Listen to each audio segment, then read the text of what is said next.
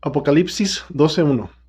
Apareció en el cielo una gran señal, una mujer vestida del sol con la luna bajo sus pies y en la cabeza una corona de 2 estrellas. Estaba encinta. Palabra de Dios.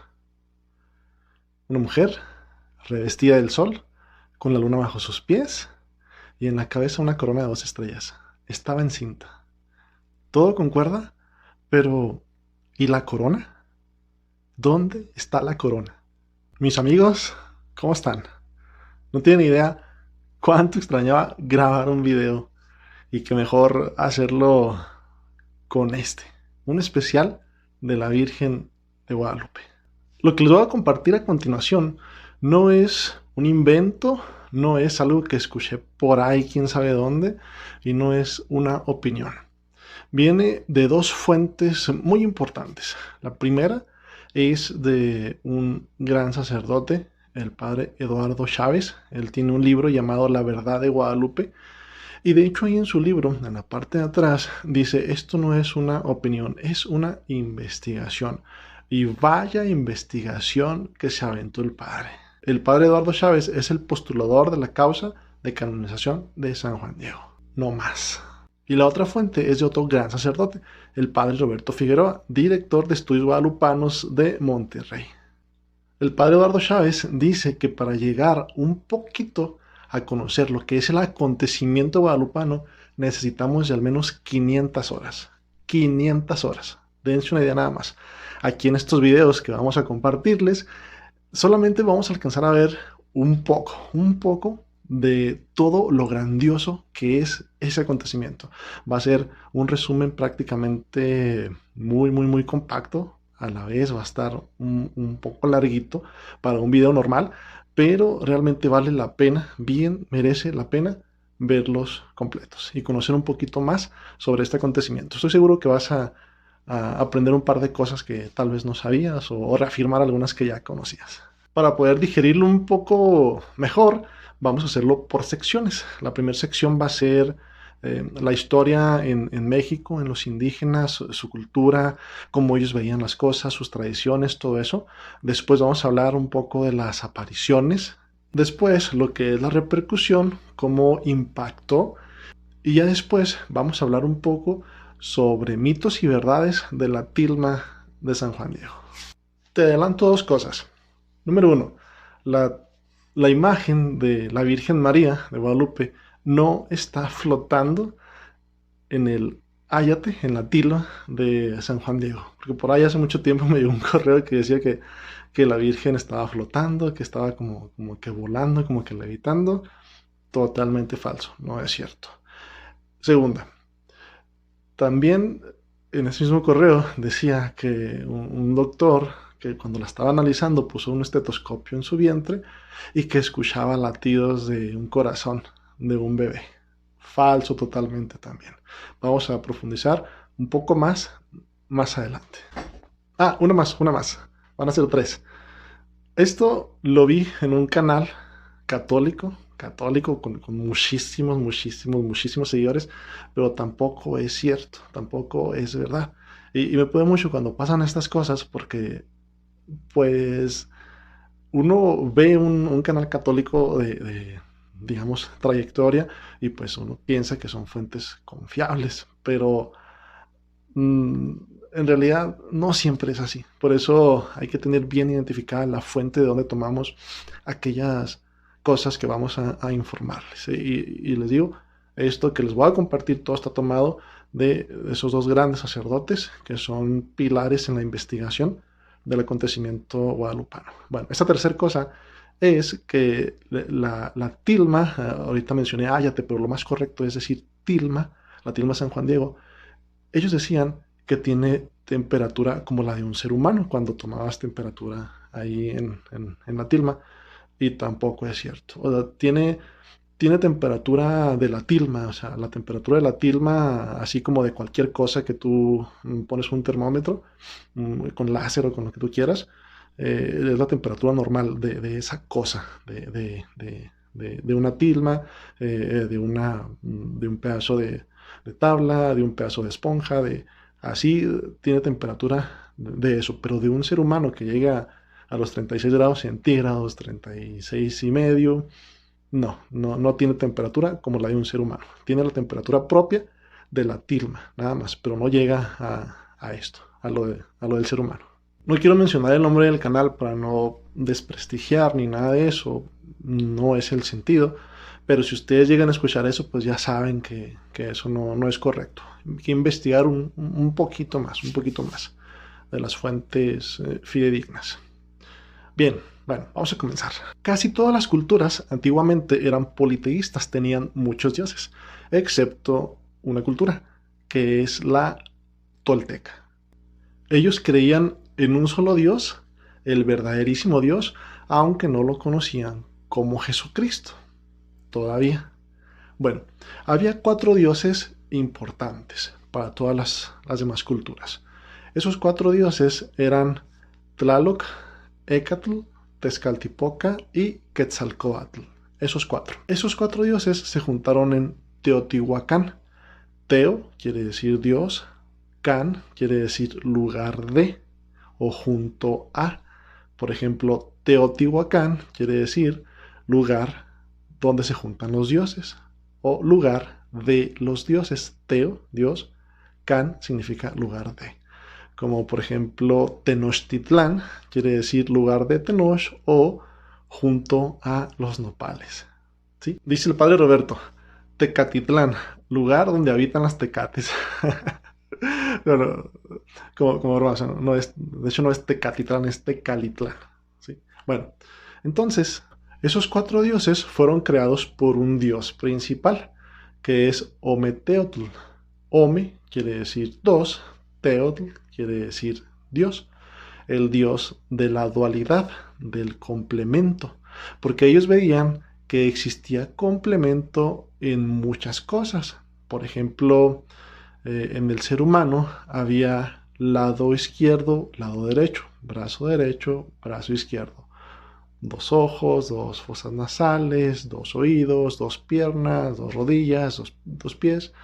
Ellos decían que tenía que haber un Dios que lo abarcara todo. Ellos, me refiero a los toltecas. Bueno, todos los indígenas eran sumamente religiosos, muy profundamente religiosos.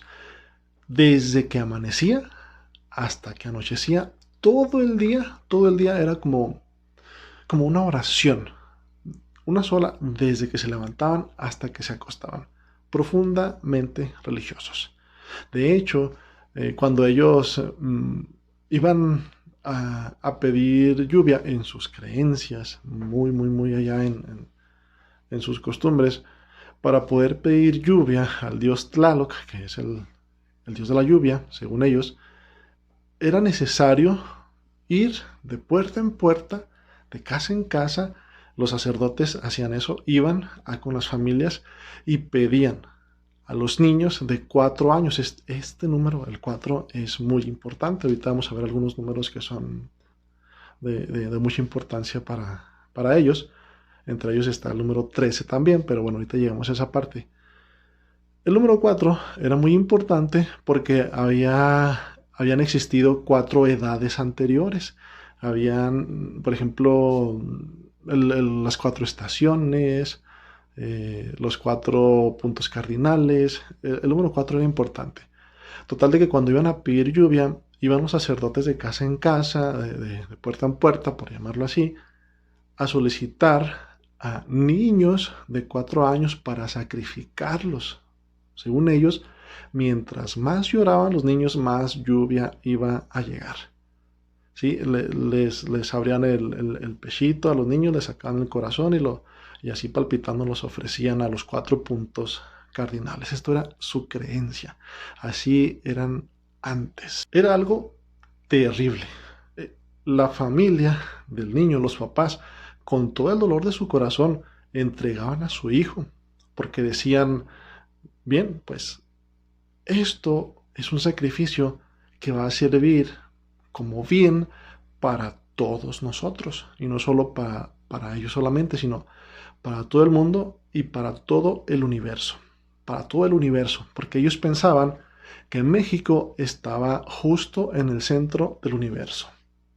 Mextli-Citli-Co significa en el ombligo de la luna, en el ombligo del universo. Ellos pensaban que México era el centro de todo el cosmos y veían en sus hombros la responsabilidad de el fin del mundo, aventarlo lo más atrás posible. Y para ellos, con los sacrificios humanos, venía la vida después y de esa manera el fin, o sea, la muerte, se iba cada vez más lejos. Total de que ellos pensaban que tenían en su responsabilidad cuidar el universo. Y con los sacrificios era una manera según ellos. Uno de los dioses más importantes para ellos era Huitzilopochtli, que era el dios guerrero, el dios sol. Y a Huitzilopochtli lo que más le gustaba eran los corazones y la sangre. Por eso tanto sacrificio también. La mamá de Huitzilopochtli, que era también la mamá de todos los dioses, era la Coatlicue. Coa significa serpiente. La Coatlicue era la de las faldas de serpiente. Tenía su templo en la punta del Tepeyac. Tepetl significa cerro, Yacac significa punta o nariz. Tepetl Yacac. Por ejemplo, Popocatépetl, Popoc, que humea. Tepetl, dijimos cerro, cerro que humea constantemente, cerro que humea constantemente. Bueno, la Coatlicue, que era la mamá de Huitzilopochtli, la mamá de todos los dioses, también era la mamá de todos los indígenas. De hecho, era una figura muy querida, tal vez la más querida de todos los dioses, porque era la madrecita de todos los dioses y le atribuían un título que es Tonantzin, que quiere decir nuestra madrecita. La terminación tzin, Tonantzin, significa dignidad, honorabilidad, dichosa, privilegiada. Ojo con esto, no era el nombre de la diosa, que su nombre dijimos que era Coatlicue, así le llamaban, pero el título atribuido era Tonantzin, porque actualmente en la Iglesia Católica hay un movimiento que se llama Tonantzin, que significa nuestra madrecita querida, nuestra madrecita adorada, nuestra madrecita muy amada, todo lo que sea referente a eso, nuestra digna madre. Bueno, la Coatlicue estaba casada con el cielo. La Coatlicue también era la diosa de la tierra y estaba casada con el cielo. El cielo y la tierra estaban casados. Entonces, la Coatlicue un día va y sube hasta la punta del cerro y empieza a barrer el templo. El templo era muy importante barrerlo. Entonces, se encontraba barriendo el templo cuando de pronto una pluma de un colibrí se le pega en el vientre y queda embarazada de esa pluma del colibrí. Y nace Huitzilopochtli, que significa colibrí izquierdo. Como un dato muy interesante, el colibrí es el único animal que le puede ganar en batalla a un águila. El águila es como un símbolo, ¿no? Por ejemplo, había un emperador Cuauhtémoc, nombre de águila tenía. El águila era un animal muy importante, muy majestuoso, pero el colibrí, aquí el nombre, ¿no? Colibrí izquierdo, Huitzilopochtli. Bueno, el colibrí es el único animal que le puede ganar al águila al momento de que, por ejemplo, están peleando y el colibrí puede picar los ojos del águila y puede volar en reversa. Es el único animal que puede volar en reversa. Bueno, dos de las hijas de la Coatlicue se dan cuenta que está embarazada. Entonces dicen, ese hijo no es de nuestro papá, no es de nuestro padre, vamos a matarlo. Vamos a ver qué es lo que está pasando, ¿no? Vamos a matarlo. Entonces empiezan a subir el cerro de Coatepec. Y cuando va llegando la primera, la diosa Coyolxauhqui, que es la luna, sale Huitzilopochtli con una serpiente de fuego y ¡sa, sa, sa! La descuartiza y empieza a caer por el cerro, así descuartizada. Por eso la luna, cuando está como luna llena, empieza como que a menguar y es una representación, esa escena de, de la luna. Y a Samson Wisnaga o los 400 guerreros del sur, que también se le llama así, a las estrellas, eh, le da un guamazo, Huitzilopochtli, ¡pum! Y la esparce por el firmamento. Por eso la luna y las estrellas están juntas en la noche, porque son hermanas. Y Huitzilopochtli, el sol, está de día. Y esa batalla, la noche y el día que siempre están en movimiento, es una lucha que los astros tienen siempre. Y eso es lo que va a marcar la vida de los indígenas. La batalla de los astros. Bien, anteriormente habían existido, según ellos, 4 edades anteriores. En una ocasión, Ecatl fue el dios Sol, no funcionó. Después Tezcatlipoca fue el dios Sol, no funcionó. Después Quetzalcóatl, no funcionó. Después Tlaloc, total, de que los 4 dioses principales habían sido eh, soles y en edades anteriores, pero pues no funcionó por cosas, en fin. Pero había un dios muy importante y aquí vamos a analizar algunas similitudes que me parecen muy interesantes. Por ejemplo, ahorita, ¿no? Cómo quedó embarazada la Coatlicue con una pluma. No tuvo que ver con ningún hombre, sino una pluma la embarazó. Al momento de que toca su vientre, se queda embarazada. Hay una pequeña, muy ligera similitud, y solo digo eso ahí, no digo que así sea, pero hay una pequeña, pequeña similitud con el embarazo de María Santísima. El Espíritu Santo llega y la cubre con su sombra. Solo hago una pequeña referencia, ¿sí? Hasta ahí. Porque vamos a ver otras pequeñas referencias que vamos a hacer en esto que sigue. Bueno, hay un dios muy importante, muy especial, que es Quetzalcóatl. Para los mayas, este dios es Kukulcán, que es el mismo, como la pirámide de Kukulcán, de Quetzalcóatl, es la misma divinidad. Bueno, este dios, Quetzalcóatl, era un dios bueno. Él, o sea, Quetzalcóatl rescató a la humanidad, de que ya ven que había habido edades anteriores, 4 edades anteriores, que no funcionaron. Él, Quetzalcóatl, rescató a la humanidad de el inframundo. Quetzalcóatl tenía 3 apariencias.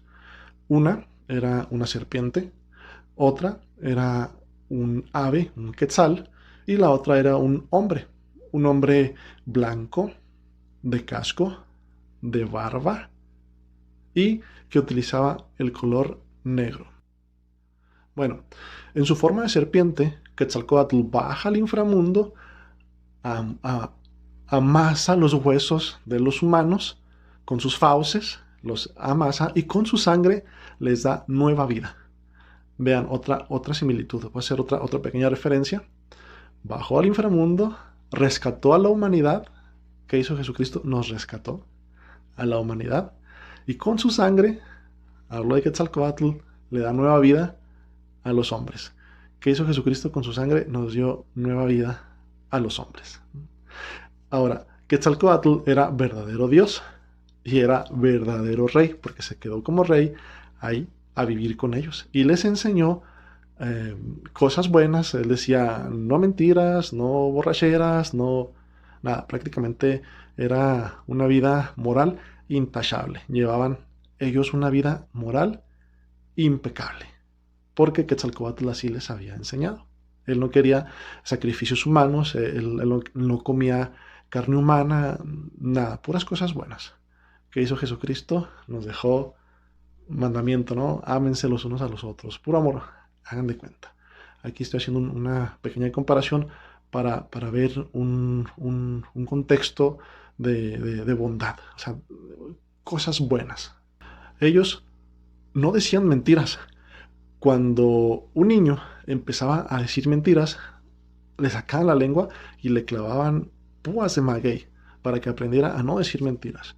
Por eso nunca, nunca, nunca decían mentiras. Bueno, Quetzalcóatl, ya que vivía con ellos, pues les enseñó a sembrar, les dio el maíz y como era verdadero hombre también, eh, así como Jesús, eh, pasó el tiempo, pasó el tiempo y ya él estaba cansado, ya estaba grande y resulta que de pronto una viejita se aparece por ahí, llega y le dice a Quetzalcóatl, le dice, tómate este brebaje, te va a rejuvenecer, te vas a sentir muy bien. Quetzalcóatl pues lo toma en sus manos y se lo toma y empieza a tomar más y pues esa bebida era pulque. Quien se lo había dado fue su hermano Tezcatlipoca, disfrazado de esa viejita, y total, de que Quetzalcóatl se pone borracho y empieza a hacer desastres ahí. Se acuesta con sus hermanas, avienta ahí pues todo, ¿no? Se emborrachó, todo lo que dijo que no hicieran, pues él lo hizo. Él hace gran parte de eso y después, cuando se le pasa la borrachera, que despierta, dice, ¿qué pasó? ¿Quién hizo todo eso? Y todos le dicen, ¿cómo que quién? Pues fuiste tú, nosotros te vimos. Él se avergüenza de sí mismo y dice, yo me voy a autoexiliar. Él se va por lo que hoy conocemos como Veracruz, el día de hoy en México, Veracruz, y todas las personas que estaban ahí con él le decían, pues no, no te vayas, pues quédate, te perdonamos, eres bueno, pues cualquiera se equivoca, y total, él dice, no, yo me voy, pero voy a regresar un día, el día de mi cumpleaños, el día que se me festeje a mí y el año que se me festeje a mí, porque no siempre coincidían el año y el día. Los años, los siglos, perdón, eran diferentes a los de nosotros. Cada 52 años era un siglo para ellos. Eran cuatro, número 4 otra vez, cuatro trecenas, 13, 13, 13, 13, dan 52, cuatro trecenas. Estaba seccionado en cuatro: casa, conejo, piedra y caña. El día de Quetzalcóatl, el año de Quetzalcóatl era 13 caña. No se me asusten, estoy grabando este video en diferentes días, por eso cambio de playera. Muy bien, entonces quedamos en que son 4 trecenas, 13 para casa, 13 para conejo, 13 para piedra y 13 para caña. 13 años para cada uno. Además dijo que iba a regresar exactamente por donde se fue. Bien, aquí viene algo muy importante. Al dios creador de esos 4 dioses principales, esos 4 dioses que crearon a la humanidad, que crearon a todos los demás dioses, que son Tlaloc, Tezcatlipoca, Écatl y Quetzalcóatl, a Ometeotl, que es al que creó a estos 4 dioses, se le denominaba con algunos títulos muy importantes. Intloquenahuaque, dueño de la cercanía y de la inmediación. Inmilpamenohuani, el dador de la vida o el verdaderísimo Dios por quien se vive. Inteyocoyani, el creador de las personas. Inmoyocoyotzin, el inventor de sí mismo. Nadie inventó a Ometeotl. Inilhuicahuetlaquepaque, dueño del cielo y de la tierra. Bien, los aztecas emigran de Aztlán. Aztlán estaba más o menos por Chihuahua, por Sonora, por el norte del país, de México. Uno de los personajes más importantes de los aztecas es Tenoch. Ya ven que decíamos ahorita Tenochtitlán. Por cierto, creo que Tlán, bueno, no les dije que Tlán, dije que Can y Tlán significa lugar de o junto a. Creo que no dije Tlán, pero bueno, Tlán y Can significa lugar de o junto a. Tenoch sale de Aztlán junto con todos los aztecas porque recibió una inspiración del dios Huitzilopochtli para que fueran a un lugar el cual Huitzilopochtli les iba a mostrar. Una similitud más con Abraham. ya llevamos algunas similitudes. Abraham, el embarazo de la Coatlicue, similitud un poquito con el de María, la sangre que fue de Quetzalcóatl, que rescató a la humanidad, que le dio nueva vida, ¿no? A Jesucristo. Bueno, ese lugar que les va a mostrar Huitzilopochtli va a ser un lugar donde esté un nopal con un águila encima devorando una serpiente. Desde que salieron de Aztlán hasta que llegaron a Tenochtitlán, el lugar donde encontraron el águila devorando a una serpiente encima de un nopal, pasaron 208 años desde que salieron hasta que fundaron Tenochtitlán. Estamos hablando que pasaron 4 siglos en camino hacia la tierra donde encontraron el águila devorando una serpiente. La tierra prometida, vamos a llamarla así. ¿Cuánto tiempo tardó Moisés en el desierto? 40 años. 4 siglos, 40 años. Una similitud más. Recuerden que para los aztecas el siglo era de 52 años. Los indígenas tenían una mentalidad fatalista. Ellos pensaban que el mundo se iba a destruir. Por eso hacían muchos sacrificios humanos para mandar el fin del mundo lo más lejos posible. Ellos pensaban que se iba a destruir en un cuarto movimiento. Anteriormente, antes de 1531, habían pasado 3 terremotos. Estaban esperando el cuarto terremoto. Había pasado también, poquito antes de 1531, un cometa, lo que hoy conocemos como el cometa Halley, pasó por ahí. Y ellos pensaban que el mundo se estaba desgajando, porque veían que el cielo se estaba como que cayendo, como despedazando, según ellos. Por ejemplo, en los eclipses, que ellos ya sabían cuándo iban a suceder, ¿cómo se pone el eclipse, no? La luna tapa al sol. Para ellos significaba que el sol estaba siendo vencido, estaba siendo devorado por la luna. ¿Qué hacían? Muchos sacrificios para poder darle vida, para poder darle fuerzas al dios sol, para que pueda vencer a la luna. Y con el sol, pues viene la vida. Los sacrificios ya dijimos. De hecho, un dato interesante es de que los sacrificios humanos que hacían eran ofrecidos por 4 sacerdotes. A veces un quinto tomaba la cabeza de la persona que iba a ser sacrificada, pero normalmente eran 1 en cada brazo y 1 en cada pie. 4 sacerdotes tomaban a la persona que iba a ser sacrificada. Arrancaban el corazón, así le abrían con una piedra de obsidiana que era mucho más fuerte, mucho más dura que incluso un metal. Arrancaban el corazón y lo ofrecían a los 4 puntos cardinales. Yo imagino que sería algo así como que para que el sol toque, con los rayos del sol toquen el corazón y de esa manera el sol tenga fuerza, porque con el corazón viene pues los latidos, ¿no? Hace que circule toda la sangre, todo lo que es el corazón, el motor de nuestro cuerpo. Bueno, ellos lo ofrecían a su dios Huitzilopochtli. Como dato interesante, el corazón tenía que ser de una persona viva, tenía que estar palpitando. Si la persona estaba muerta, eso ya no servía. Tenían que tener a una persona viva para poder sacrificarla ahí y de esa manera ofrecer vivo su corazón. Ahora, esto que viene está muy interesante también, es la importancia del templo. ¿Qué tan importante era un templo para los aztecas, para los mayas, para los indígenas? Era sumamente importante, muy importante. Lo primero que hacían cuando llegaban a un lugar para establecerse era construir un templo, porque el templo significa civilización. ¿Hasta qué grado? A un grado muy alto.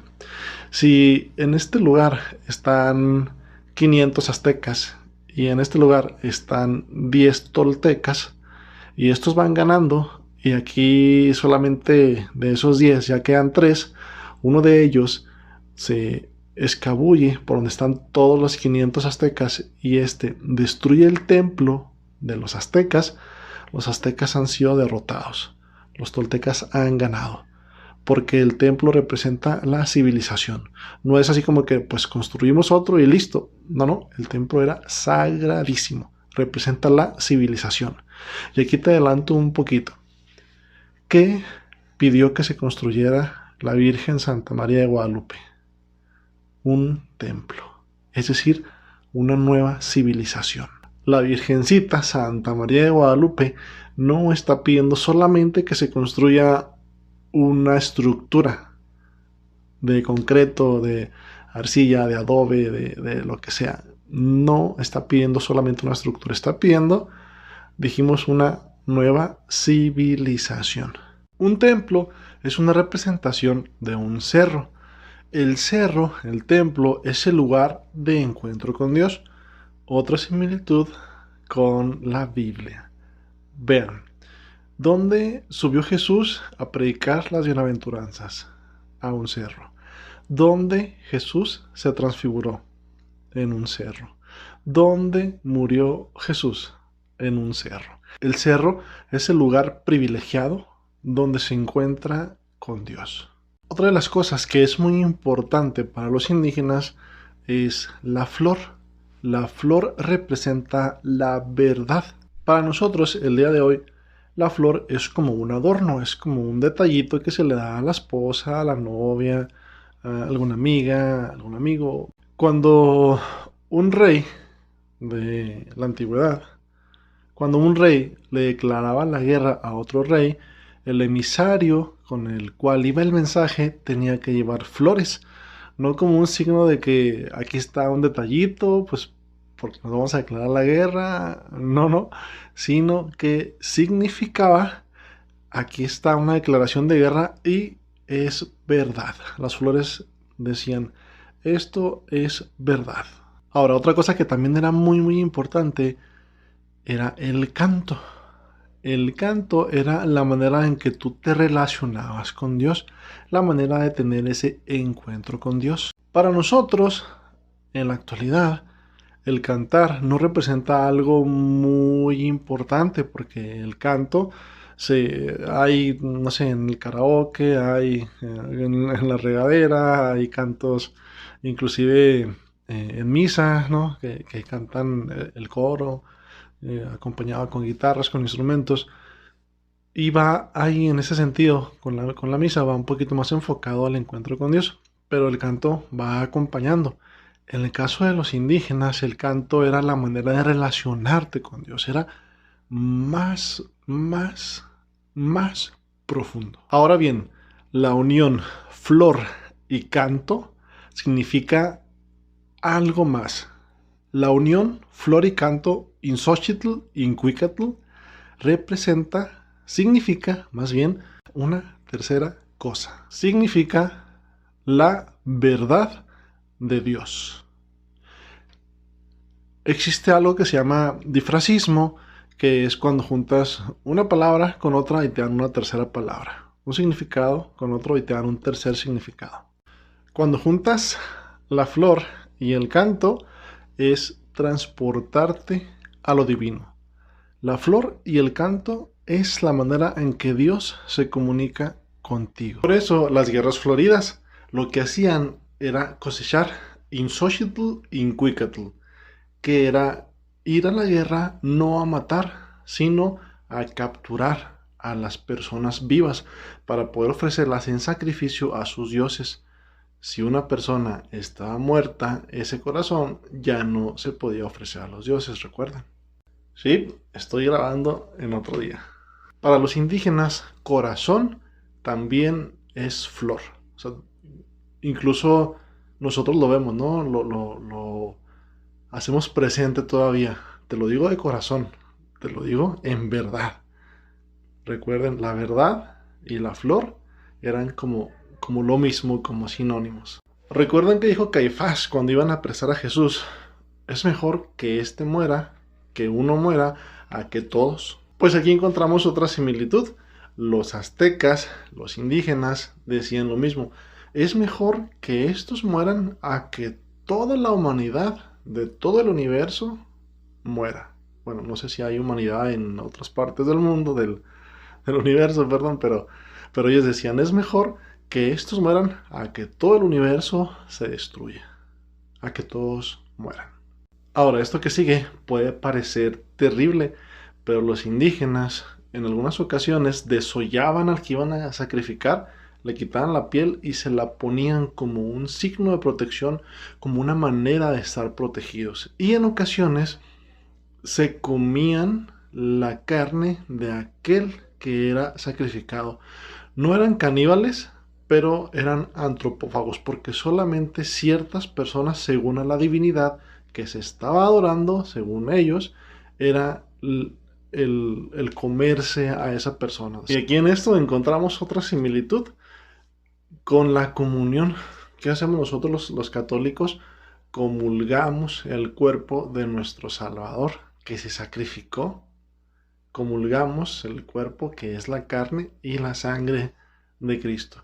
Por eso cuando escuchan la comunión de los españoles, que tienen que comulgar el cuerpo de Cristo, pues no les hizo tanto ruido, porque ellos de alguna manera ya lo vivían.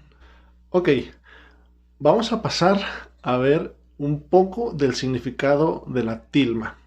La tilma representa, significa para los indígenas sustento.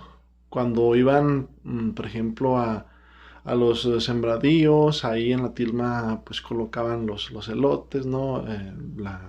Las hierbas que iban a comerse, las verduras, todo lo que iban a ocupar para la comida, bueno, la colocaban en la tilma y se la llevaban. Y era una manera de transportar el alimento, el sustento. Entonces, una tilma significaba sustento. También la tilma significa matrimonio. Y esta yo creo que es mi parte favorita. De hecho, el tema del matrimonio a mí me apasiona.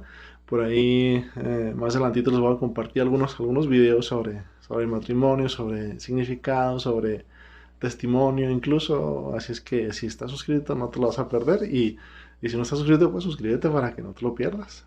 La tilma significa matrimonio porque cuando una pareja de jóvenes indígenas se iban a casar, la tilma del hombre se anudaba junto, así, se anudaban al huipil de la mujer. Y eso significa que ese lazo que tenían entre la tilma y el huipil, pues eran ya una sola carne.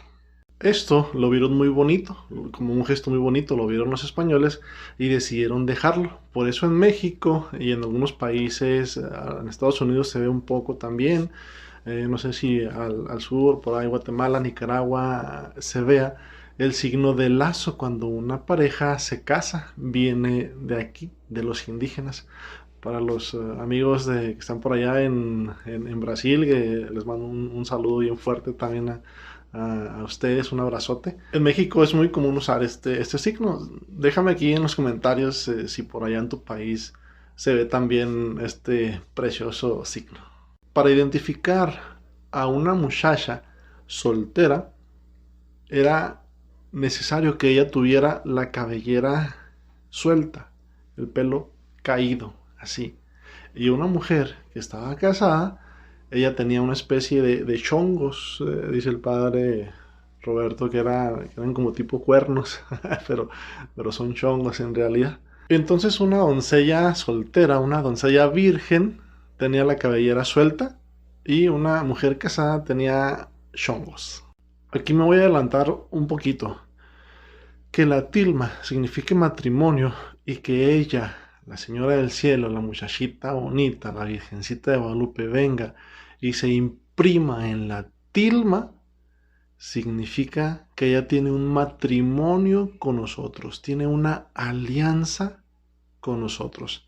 Y como se dice, lo que ha unido Dios, que no lo separe el hombre. Esto es prácticamente Jesús el esposo, la iglesia, su esposa.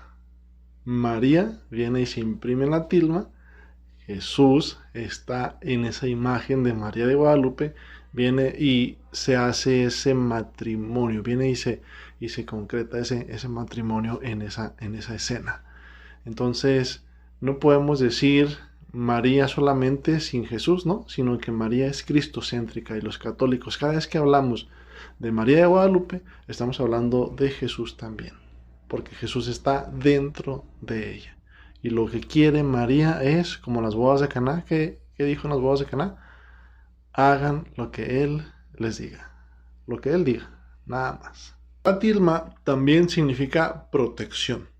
Hacía frío, te pones la tilma, llovía, te tapabas con la tilma, etc.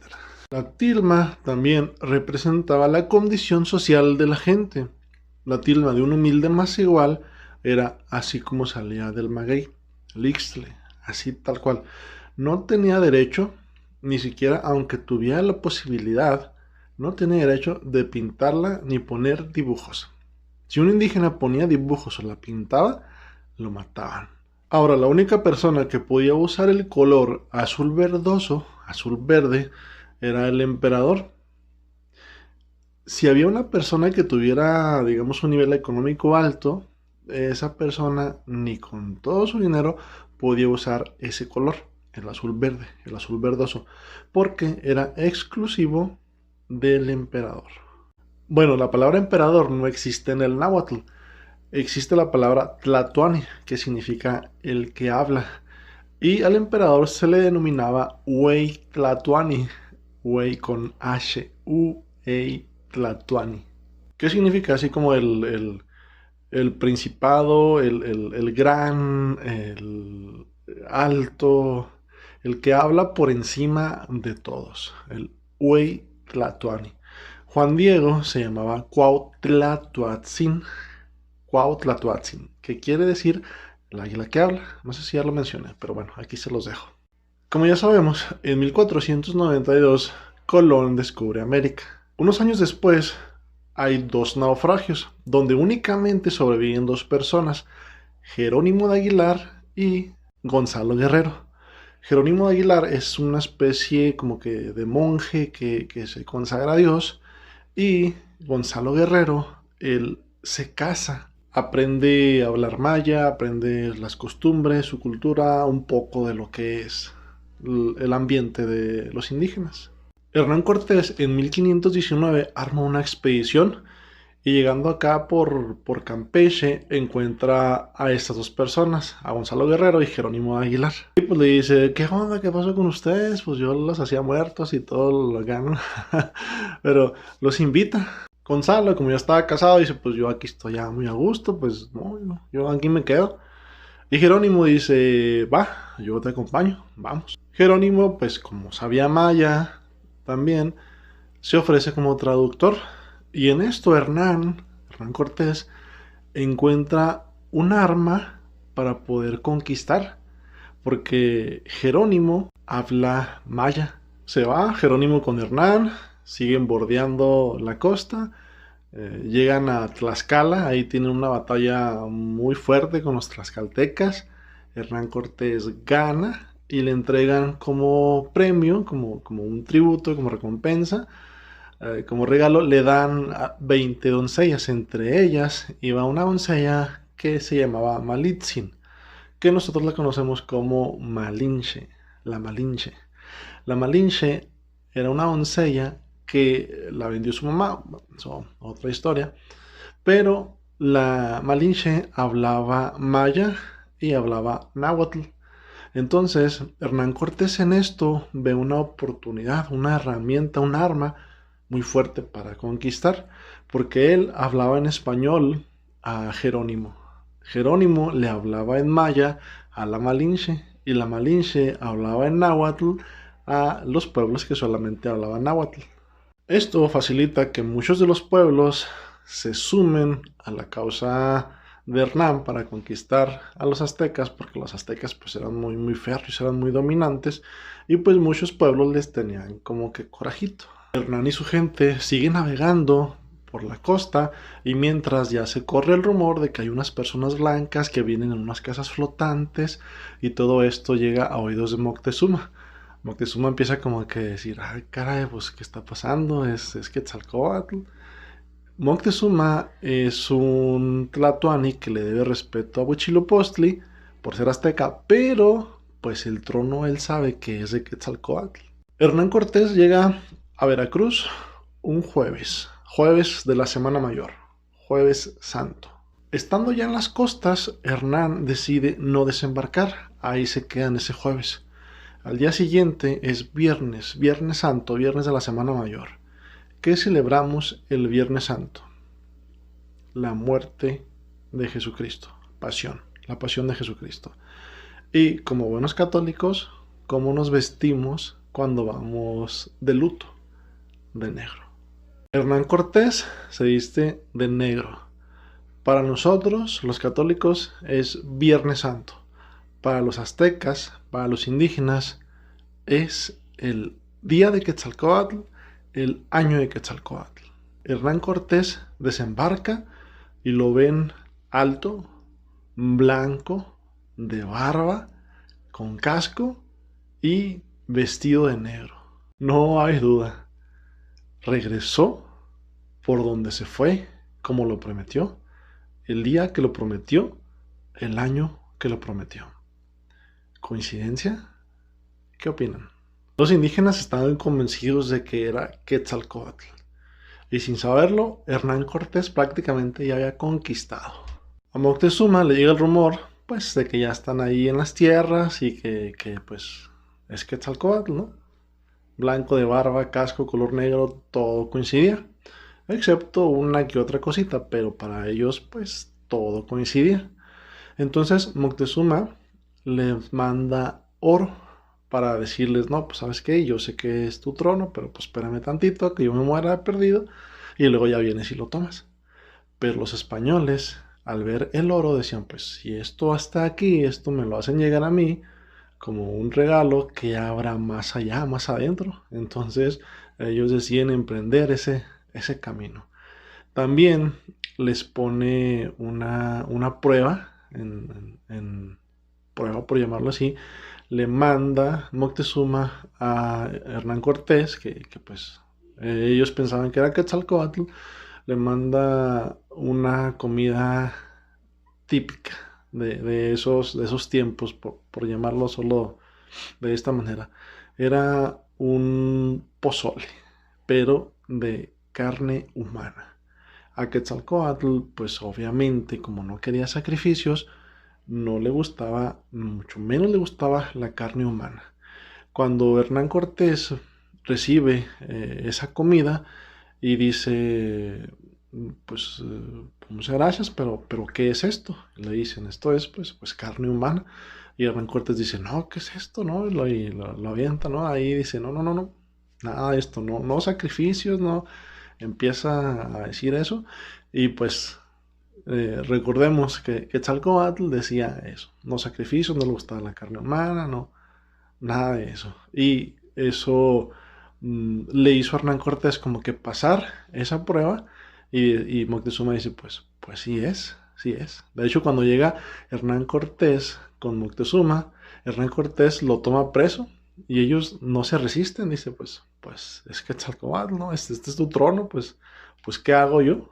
Entonces asumen esto y Hernán Cortés queda prácticamente como el conquistador. Después de eso, Hernán Cortés tiene que irse porque Diego de Velázquez, que estaba en lo que se encontraba en lo que hoy conocemos como Cuba, quería apresarlo porque él pensó que Hernán Cortés quería armar una independencia, una revuelta. Hernán Cortés llega a Veracruz con los españoles que iban a apresarlo y les dice, ¿qué pasó, amigos? Miren, pues vamos a conquistar aquí con todo este oro que hay, con esta cruz de Cristo y tenía un poder de convencimiento tremendo. Total de que los que iban a apresarlo, a Hernán Cortés, se le unen y juntos se van a donde dejaron a los otros españoles, allá donde estaba Moctezuma. Y cuando llegan, pues se dan cuenta que hay un desastre. La revuelta se originó porque algunos españoles mataron a algunos aztecas, porque los aztecas estaban ofreciendo sacrificios a Huitzilopochtli. Entonces, pues decían, no sacrificios, y total, ahí se armó un desastre y empezó una pelea. Pues llegaron en Cortés y dice, vámonos. Entonces empiezan a prepararse, suben a sus caballos, todo el oro que pueden lo llevan consigo. con ellos mismos y empiezan a irse. Se van por una calzada. Recuerden que se encontraban en un islote que tiene 4 caminos. En medio del lago hay 4 caminos para salir del lago y ellos, bueno, pues van por uno y los aztecas pues rodean y los encuentran de frente y dicen, ¿qué hubo? ¿A dónde vas? Total de que Hernán Cortés junto con algunos pues escapan y se van, ¿no? A curar sus heridas, se van a resguardarse, pues ahí se hizo un desastre total. A esa noche la conocemos como la Noche Triste. Después se junta Hernán Cortés con algunos pueblos, empiezan a hacer tácticas militares, cortan el agua, cortan el suministro de alimentos, empiezan ahí 3 meses, duró todo eso. Mientras tanto, hubo algo que les dio la victoria a los españoles, algo terrible que sucedió ahí. Una persona de los españoles traía la viruela y se la contagió ahí y murieron muchísimas personas. Más de 120,000 indígenas murieron a causa de la viruela. Había aproximadamente 240, 250,000 personas indígenas en estas tierras cuando llegaron los españoles. Prácticamente murió la mitad de las personas. El ejército de los aztecas pues ya no estaba completo, había mucha gente enferma, había prácticamente una gran escasez de hombres y de fuerza y de todo, pues los españoles fácilmente conquistaron. Les ayudó muchísimo esa enfermedad para poder conquistar. Conquistaron fácilmente Tenochtitlán. El último lugar que conquistaron fue Tlatelolco, donde estaba el último emperador azteca, que era Cuauhtémoc. Cuau, dijimos, es águila, Temoc quiere decir que cae, águila que cae. Por eso, si ven las estatuas de Cuauhtémoc, las fotos, las imágenes, está con un águila cayendo. Ahora, con la conquista viene algo terrible para todos los aztecas, que es la destrucción de sus ídolos, la destrucción de sus templos. ¿Recuerdan qué dijimos que era un templo para ellos? ¿Qué representa un templo? La civilización. Al momento de destruir los templos significa que están destruyendo la civilización. Eso era terrible. Especialmente aquel templo que estaba en la cima del Tepeyac, Tepetl-Yaca, ¿recuerdan? Que estaba dedicado a la Coatlicue Tonantzin. Coatlicue Tonantzin, que es la madre de todos los dioses, nuestra madrecita para los indígenas. Destruyen sus templos, destruyen sus estatuas, destruyen sus imágenes, destruyen sus ídolos, destruyen todo. ¿Qué pasó con aquellos pueblos que se unieron a los españoles para vencer a los aztecas? Los sometieron, los esclavizaron a todos. Así comienza en 1522 la etapa de la Gran Depresión. La Gran Depresión, ¿por qué? Por muchas cosas. Primero, fueron conquistados. Murió mucha gente. Y por si fuera poco eso, ellos veían que como ya no los estaban dejando hacer sacrificios, el sol seguía saliendo. El ciclo natural del sol, de la luna, de las estrellas, el día y la noche, todo lo que sucedía ahí con el cosmos, todo era normal, todo era continuo. Es decir, como si se hubieran seguido haciendo sacrificios, pero ya no se estaban haciendo. Entonces ellos pensaron, ¿qué pasó? ¿Y nuestros dioses? Ellos decían, si no hacemos sacrificios, el sol ya no va a salir. Y lo veían salir, cada día salía, cada día. Imagínate, nada más, la lluvia seguía llegando a su tiempo, todo normal, todo seguía normal. Imagínate nada más, por un momento ponte a pensar, por un minuto, qué pasaba por la cabeza de la mamá y el papá de aquellos niños que fueron ofrecidos en sacrificio a Tlaloc para que llegara el agua. Ya no había más sacrificios, pero seguía llegando el agua. O sea, ellos se dieron cuenta de que no era necesario sacrificar a sus hijos para que llegara el agua. ¿Cómo se han de ver sentido? ¿Cómo se habrán sentido? puedes imaginar. ¿Qué pensaban los indígenas? ¿Lo que creímos no era cierto? ¿O simplemente nuestros dioses nunca existieron? Y todos los sacrificios que se hicieron, no solo de los niños, sino de los jóvenes, de los guerreros, de las personas, fueron en vano. En 1523 llegan 12 frailes franciscanos. Ya había otros frailes, pero estos 12 son muy importantes porque eran frailes bien preparados, eran muy inteligentes, eran muy practicantes, eran muy católicos. De hecho, para poder venir a estas tierras, a las Indias, así las llamaban, el motivo para llegar acá era evangelizar. Y tenías que comprobar tú que eras católico practicante, y que tu familia era católica practicante también, y que tú eras un católico bien calado para poder venir y evangelizar. Ese era el principal motivo para poder venir acá. Bueno, esos franciscanos, a pesar de que eran muy buenos en la evangelización, lograron muy pocas conversiones, porque pues venían junto con los españoles, claro está, pero los indígenas decían: tú me dices que no robe y tú robas. Tú me dices que no tome a más mujeres y tú tomas a mujeres. Tú me dices que no mienta y tú mientes. Tú me dices que no mate y tú matas. Entonces no había una concordancia de la predicación con las acciones. Por eso había muy pocas conversiones. Además de pensar que la religión de los españoles, el catolicismo, era mentira, los indígenas pensaban que era mentira. Para ellos lo nuevo, algo nuevo, era también sinónimo de mentira, era algo similar, debido a que ellos, dijimos en un principio, ellos se guiaban por lo arraigado, por lo que tiene raíz. Por eso a veces le decían a Dios el arraigadísimo Dios, el verdaderísimo Dios.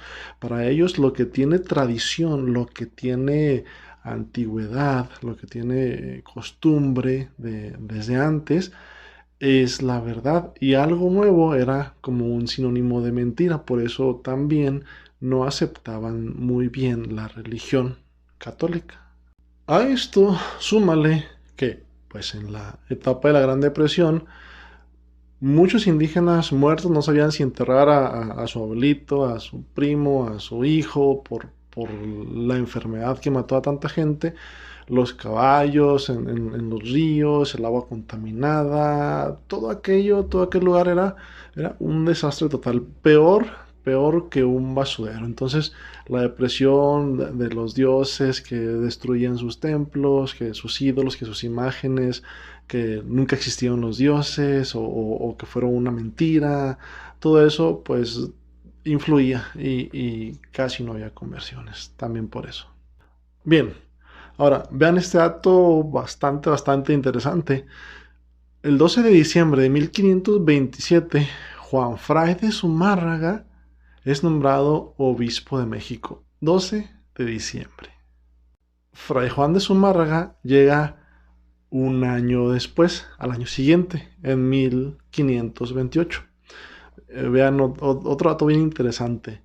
Juan Diego, Juan Fray de Zumárraga. Aquí hay dos nombres: Juan el Evangelista, y ahorita vemos otros Juanes que también cascan aquí como un dato interesante. Zumárraga llegó a México como protector de los indios. En 1529, Zumárraga escribió una carta al emperador Carlos V, el del chocolate, bueno, pero el de verdad.